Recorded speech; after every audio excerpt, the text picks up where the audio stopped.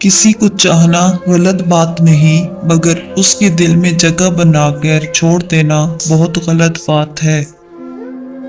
वक्त और एतमाद एक ऐसा परिंदा है, जब एक बार उड़ जाता है तो फिर वापस नहीं आता।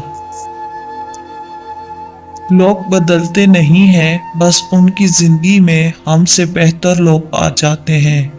इसलिए किसी को मोहब्बत या इज्जत इतनी भी ना दो कि वो तुम्हारी कदर करना ही भूल जाए।